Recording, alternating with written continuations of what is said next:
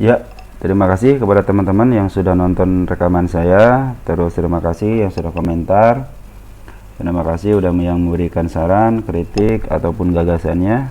Saya ucapkan terima kasih dan terus kita pelajari dan kita sama-sama belajar ya di saham ini. Tapi sebelumnya ini adalah rekaman saya, bukan ajakan untuk menjual ataupun membeli. Tapi di sini kita akan sama-sama belajar bagaimana pergerakan sebuah saham ya. Dan mohon maaf kepada teman-teman yang belum saya ulas ya, mungkin sesuatu hal jadi saya belum ulas gitu ya. Tapi satu-satu nanti mungkin kita ulas ya. Jadi saya penasaran dengan ada teman kita yang pingin membandingkan analisis saya dengan analisis dia. Apa pendapat saya tentang saham INAF ya, INAF ya. Jadi dia kena notasi khusus, jadi bukan hanya di harga 50 tapi dia kena notasi khususnya di harga 310 ya. Jadi udah 5 hari ini terlihat di papan pemantauan khusus ya. Baik, langsung aja kita lihat, karena ini baru pertama, kita lihat profilnya dulu ya. Profilnya dulu kita ini adalah PT Indofarma Tbk INAF, adalah produsen obat-obatan yang terdiri dari beberapa kategori produk, yaitu unbranded, generic atau OTC, over the counter OTC, obat generik, rapid diagnostic test, dan lain-lain. Selain itu, Indofarma juga memproduksi bahan kemasan, mesin, peralatan, dan infrastruktur yang berkaitan dengan industri farmasi dan lainnya. Perusahaan mulai beroperasi secara komersial dan berproduksi pada tahun 1983. Aduh, udah tua ya, perusahaan tua ini. Saya lahir 1 tahun sebelumnya nih ya. Jadi pas saya lahir, tahun besoknya dia berdiri ini. Produk perusahaan dipasarkan baik dalam negeri maupun di luar negeri. Sebenarnya potensi obat-obatan bagus ya, karena sangat dibutuhkan untuk industri farmasi atau industri kesehatan. Baik, untuk shareholdernya ada Bio Farma 80% ya, pengendalinya publik sedikit ya, cuma 11%, Asabri 7,34%, Negara Republik Indonesia 0,0001 kurang ya, 1% kurang. Kalau lihat dari PT ini nih ya, ini kan sempat ada kasus ya di di PT ini. Mungkin ya saya ya, nama juga ya milik negara ya, saya tidak mau berkomentar tentang itu, tapi yang pasti pernah ada kasus aja, udah gitu aja ya. Nomor shareholder seperti yang saya bilang, seperti yang direncanakan 99999, kecuali 8 di sini bulan November ya. Kemarin terakhir juga 9 gitu kan. Baik, listingnya 2001, IPO price-nya 250. Kita lihat kepemilikan ya. Kepemilikan paling besar adalah individu 3%, asuransi, betul asuransi ya 13% ya. Foreign, kita lihat foreignnya sedikit banget nih, emang tipis. Foreign cuma 0,01, berarti 0, berapa ini, 567, 8, 0,9, sedikit banget ya foreign ya 1 tahun terakhir ini. Kita lihat insider kita lihat ya, betul yang saya bilang itu, ini langsung ngejual sahamnya ya, saya ngejual ya, terakhir 2021. Nah, ini kan kena notasi khusus ya, perusahaan memiliki notasi khusus M, E, sama X ya. Nah, kita langsung harus dilihat dulu langsung ke Bursa Efek ya. Di sini ada perusahaan tercatat, nah di sini ada notasi khusus, kita lihat di situ. Nah, ini kategorinya A, D, C, A, banyak sampai X ya. Nah, kita lihat INAF di sini. INAF ya. INAF A-nya kurang. Ya, INAF, lihat INAF Indofarma Tbk MEX ya, M-nya adanya permohonan penundaan kewajiban pembayaran utang. Jadi ada permohonan untuk penundaan pembayaran hutang ya. Yang kedua ada E, kategori E, laporan keuangan terakhir menunjukkan ekuitas negatif berdasarkan laporan keuangan 2023 kuartal 2. Jadi kuartal 2-nya negatif ya. Kita lihat nanti, dan perusahaan dicatatkan di papan pemantauan khusus kena PPK ya. Baik, kita langsung aja ke apa namanya? Ke finansial dulu ya. Kita lihat finansialnya dulu, apakah ekuitasnya. Lihat ekuitasnya di sini ada income, kita gantikan dulu ke balance sheet.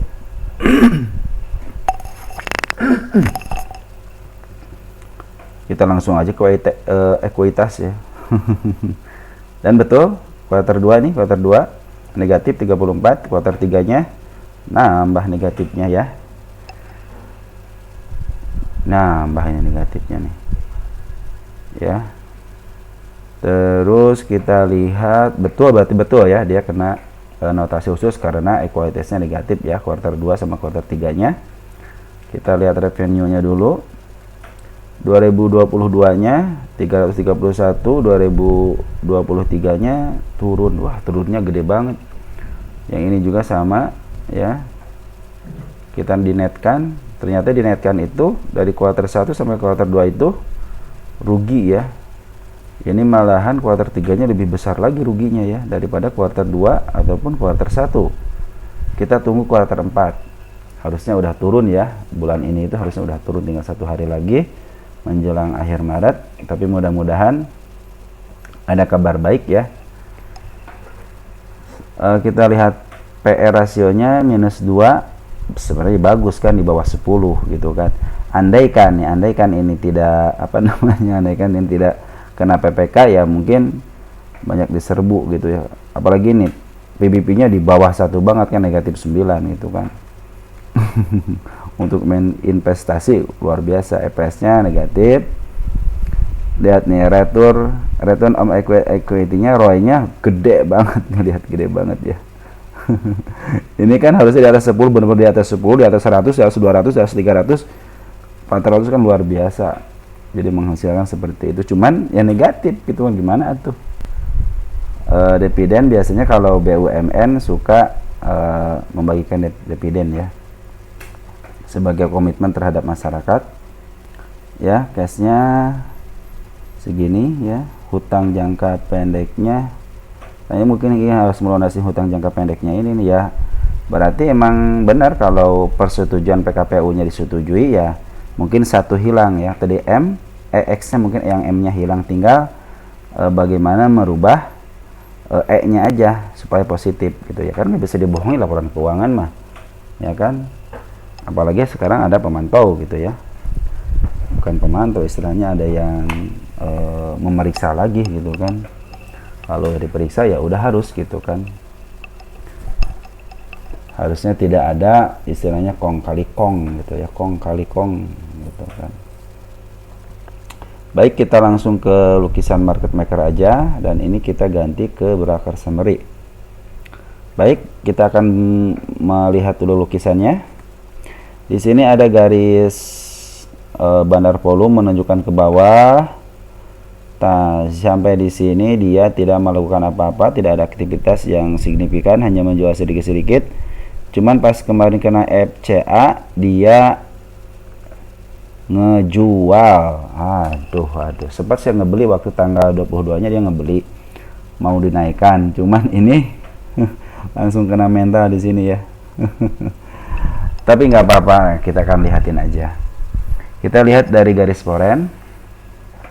Garis foreign cenderung ada akumulasi ya, walaupun di sini ada pembelian, walaupun di sini ada penjualan tapi tidak terlalu signifikan.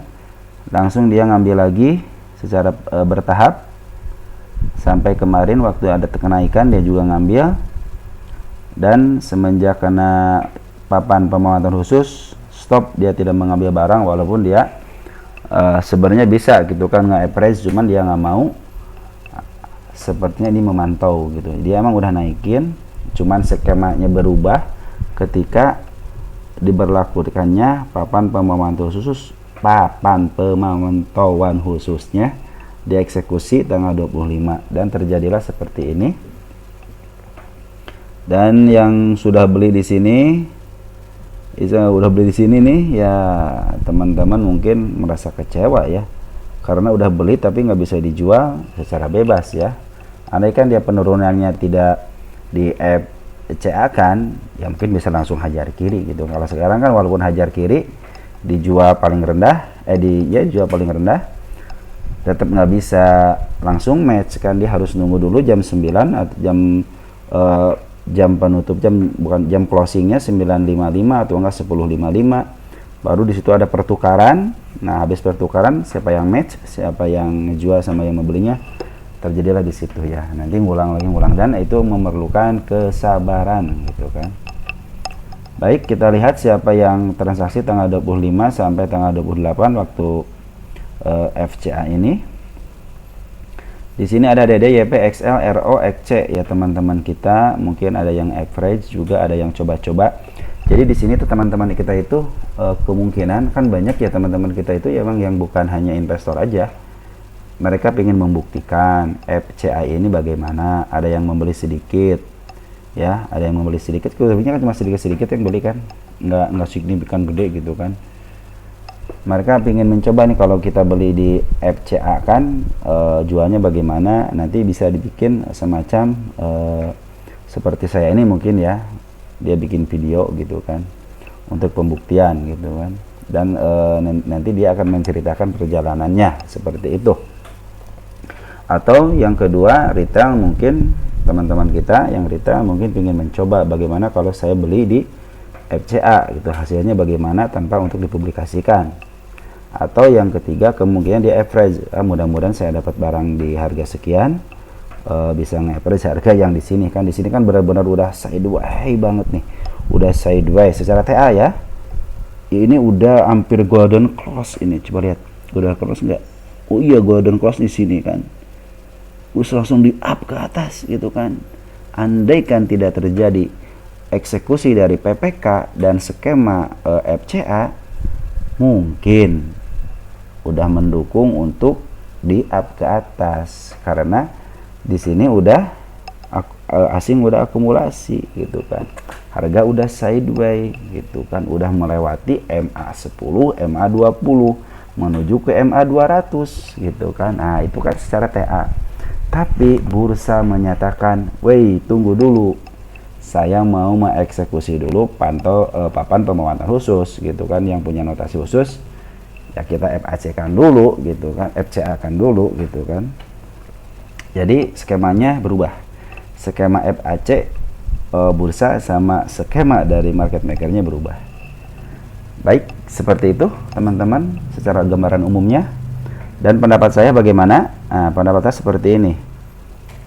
Karena ini ada foreign yang ngambil, kita lihat tanggal 22. Siapa tanggal 22 yang ngambil? Hari Jumat ya. Kita lihat siapa yang ngambil. Si Cece. Nah, ini kan Cece tanpa kita groskan.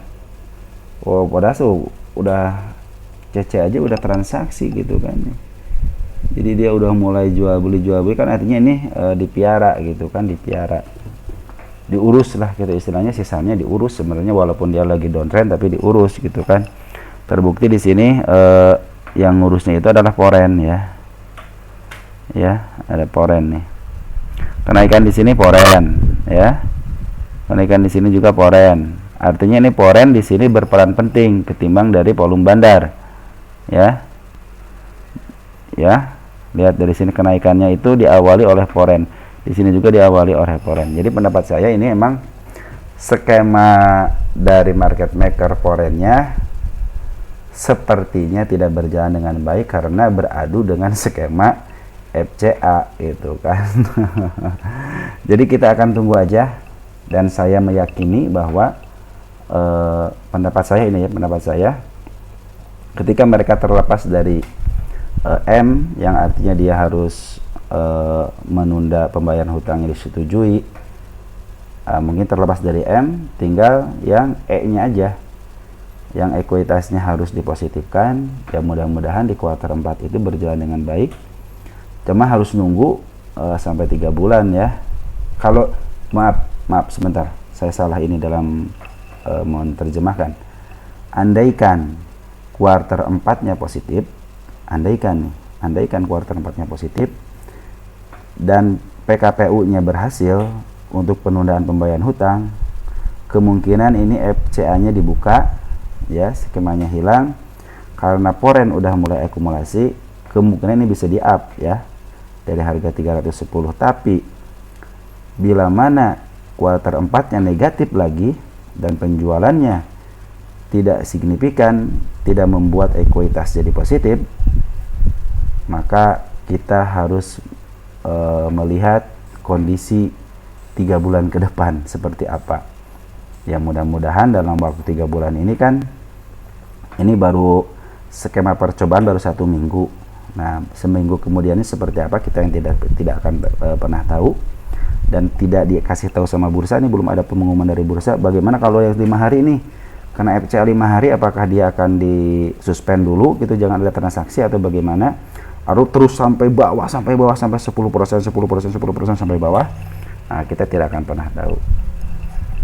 Tapi mudah-mudahan dengan teman-teman dari kita yang retail yang udah berpengalaman, yang udah berpengalaman di bursa, banyak yang bikin petisi, terus teman-teman juga sering ngebahas di podcast gitu kan, sering nge-tag di media sosial ke bursa. Mudah-mudahan si bursa ini memberikan yang sesuai dengan posting video rekaman saya sebelumnya tuh yang bursa.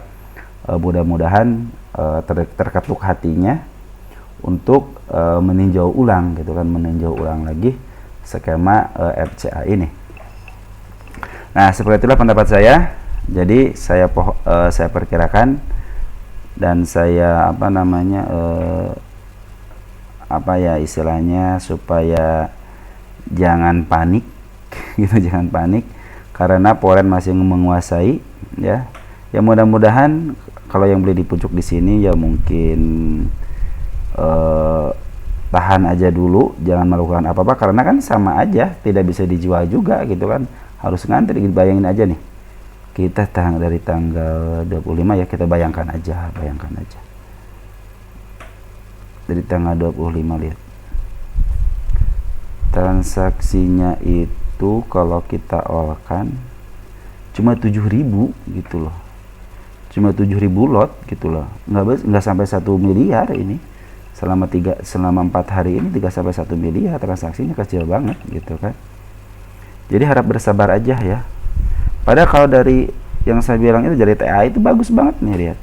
Dari TA itu bagus banget, udah hampir mau melewati MA10 sama MA20 kan, mendekati MA200 ini. Dan dari segi volume juga kembali lumayan gitu kan. Terus isian poren juga ada. Harusnya emang kemarin itu di-up, cuman harusnya ya, kalau pemikiran saya harusnya di-up ya, walaupun turun ya sedikit dah gitu ya. Cuman karena skemanya market maker berbanding terbalik dengan skemanya bursa ya seperti inilah. Jadi mungkin market maker juga sekarang lagi berpikirnya, aduh bagaimana ini nih gitu kan kelanjutannya. Maka mungkin akan ditunggu aja ya, ditunggu aja yang nyangkut, yang mudah-mudahan tepat terjemput, yang baru beli, yang lagi coba-coba ya mudah-mudahan mendapatkan titik terang ya. Baik, segitu aja yang mungkin bisa saya sampaikan. Ini akan menjadi pembelajaran yang baik buat kita dari saham Inaf, karena Inaf di FCA-kan di harga 310 dan kena pemantauan khusus, dan bagaimana selanjutnya kita akan pantau terus ya, kita akan perhatikan terus, dan nanti kedepannya akan menjadi pembelajaran bahwa teman-teman selain melihat teknikal analisis, kita juga harus melihat dari analisa laporan keuangan ya, terutama perhatikan ekuitas, perhatikan dari pendapatannya. Pokoknya itu analisis fundamental itu sekarang harus diperhatikan ya kalau ada skema FCA ini. Jadi teman-teman nanti jadi pembelajaran ketika kalian membeli saham, walaupun sahamnya kelihatan murah, harganya stabil gitu, tapi kalau dia ekuitasnya negatif, Kan dulu mah kita kan berharap seperti ini ya, wah equity loss negatif nih, mudah-mudahan perusahaan ini bagus, prospek kedepannya bagus gitu kan, kita beli aja nih. Kalau sekarang tidak, saudaraku, sekarang udah ada PPK sama FCA ini ya, yang harus kita perhatikan seperti itu. Baik, segitu aja, ciao.